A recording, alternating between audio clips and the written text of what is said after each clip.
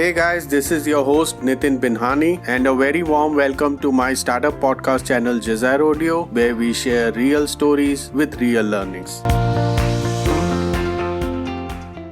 In today's highly competitive world of startups, the easiest and most convenient source of funding is angel investors. However, the most important consideration is choosing the right kind of angel investor. So in today's podcast, I have Saloni Jain, the founding partner of SUNiCON Ventures, who based on her own experiences shares the 8 different types of angel investors, which of them would be the right one for your venture and how to reach out to them. So let's welcome today's special guest. Hey Saloni, welcome to Jazair Audio, and it's great to have you here. Thank you so much. So to start with, when should founders reach out to the angel investors for investments? So see, this honestly depends a lot on the promoter pedigree and the industry in which the particular company is, or the kind of relationship they are sharing with an angel investor.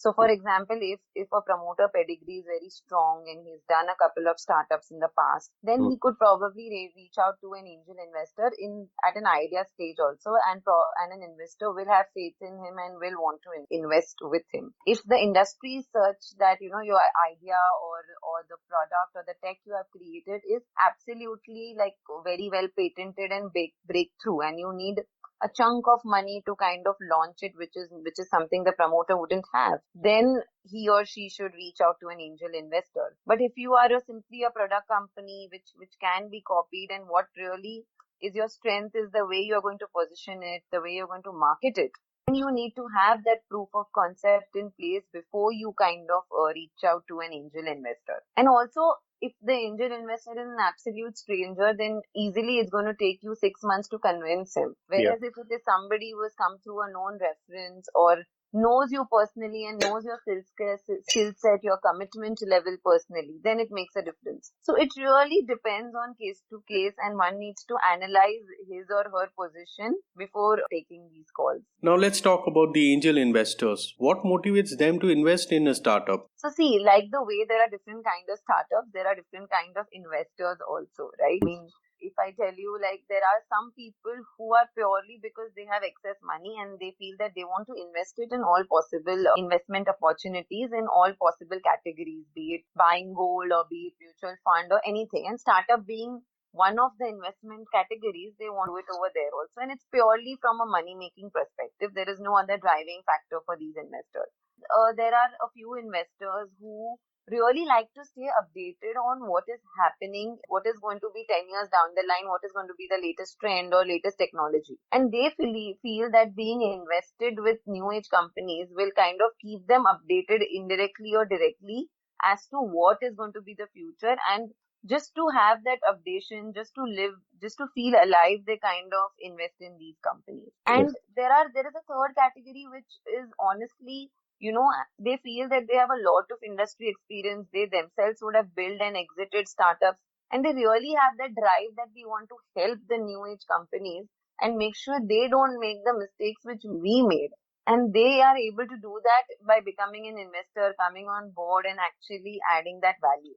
So it's again a very individualistic thing as to what is motivating them to do this, and will always differ from depending on person to person. Okay, in your recent post on unfolding angel investors, you talked about the 8 different types of angel investors. Tell us about each. So directly referring to my article over here, I spoke about different kind of investors, and this has purely been from my experience in this space and just the way I feel about it. And there's nothing right, nothing wrong. It really depends on from person to person. But there is this one person, which is the whole advisor community, right? They are extremely updated as to what is happening in the industry, and they meet the startup, they advise them. But what happens at the end of that whole advisory session of 3 to 6 months is that they want some advisory stake in the company, and they give commitments like, we'll probably get you clients, we'll get you customers, we'll get you funding. But from a startup perspective, I think what a startup should do is not give away the equity without getting anything in return. Define what the person is going to do for you. And once those milestones are met, only then you give away the stake. I have seen that a lot of startups just give the stake and then those milestones are never met. The second kind of investor is somebody who is very good in a particular industry and has all the needful connects to kind of help a startup, which is great for a startup, right? You're getting a strategic investor who's going to help you sell your product maybe globally. So you would want that person to come in as a partner, as an investor, which is very good. But what will happen is that person will start to feel that I am adding more value than the person who has actually created the product, and always ask for more equity. So my advice here for every startup would be, again, don't give away too much equity in the beginning just on a dream that this person is going to take my product to the next level.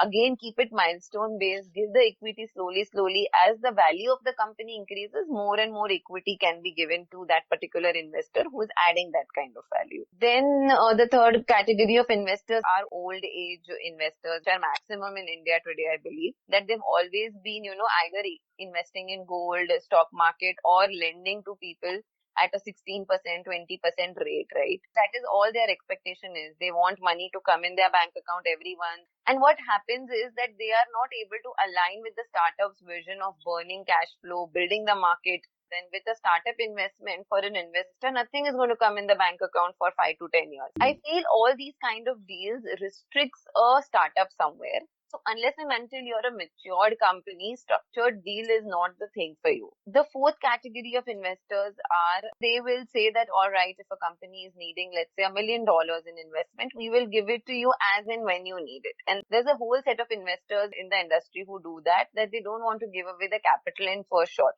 Say that, I'm your investor and I'll give you whenever you need money. Anyways, you're not going to use the whole money in one go, right? But what happens is that they take away all the rights. Now, I have committed you 6 crores and I want, let's say, 10 rights against those 6 crore rupees. So I have taken away all the rights, but I've not actually given you that 6 crore. I've probably just given you 1 crore and given you a commitment of another 5 crore. Tomorrow, if I'm not giving you that money, you are still stuck because I have all the rights in the company. Somebody is telling you that I'm going to give you money in tranches, you would also have to give them probably rights in tranches. Again, these investors are not bad, right? Anybody money and helping you in the initial growth is not a no-no, but it just needs to be done rightly so that it doesn't create any trouble in the future.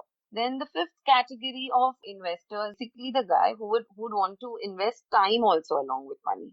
So he'll say he'll become a co-investor and he'll come on the driving seat. Now what happens is that you are the one who has invented the product and I am the one who has given you the money and I am putting my 24/7 to promote the product. So I find myself more superior because I am doing two activities and you have just done one activity. But that is not a good scenario to be in for you as a founder. It is your child project and you don't want somebody else to be on the driver's seat, especially in the initial years of your shaping up. So that is why an investor shouldn't be a co-founder, that's not healthy for a company. Then the sixth guy which I'm talking about is a very popular angel investor. He's invested in a lot of unicorns and his brand is what he's valued at. So you as a startup could get very excited that, okay, this particular person is becoming my angel investor. That means all my money related problems will be sorted, which is right. But never let that brand become above your brand. So don't just allow somebody to make your brand their brand. It should be you at the end of the day. Then the seventh are basically angel investors who are there on all kind of networks. And these people are good investors. They put in small money, but they are good from a financial fundraising perspective. If you only need money and your strategy, your growth, everything is in place, then these are great investors to have.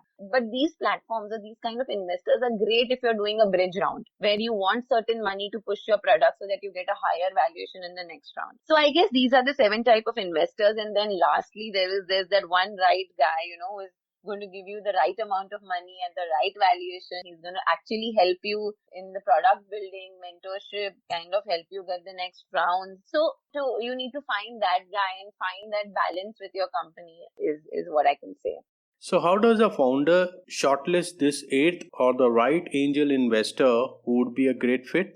So you will find one of the 7 guys and you will have to structure the deal in such a way that he becomes that 8th guy, right? There is no 8th guy. There are those 7 guys only. It's about how you deal with them and make them the right one. To analyze their situation, they have to analyze what is the need of the time for them. Accordingly, they need to structure these deals right. They need to think long term, probably 10, 20 years down the line. And if they don't know the person, I think the best thing is to give it some time, get to know that angel investor, and then take your decisions wisely. Probably talk to people about it, talk to the industry about it. And how do you reach out to these shortlisted ones? So see, typically there are various ways to reach out to these guys. Obviously, there is a network way where there are so many platforms where angel investors are there.